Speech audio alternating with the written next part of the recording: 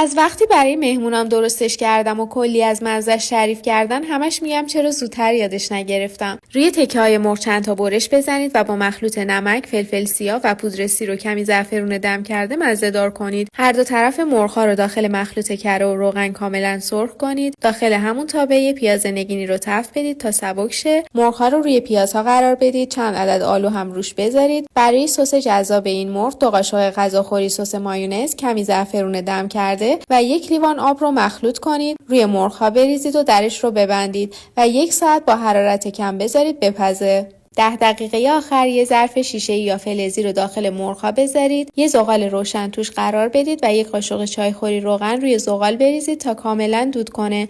در تابه رو ببندید و اجازه بدید مرغ‌ها کاملا مزه دود بگیره. سعی کنید حتما از زغال چوبه با کیفیت استفاده کنید. من از زغال لیمو استفاده میکنم که مزه مرغ رو عالی میکنه. ببین به قدری خوشمزه است که محال دستورش رو ازت نپرسن. نوش جان.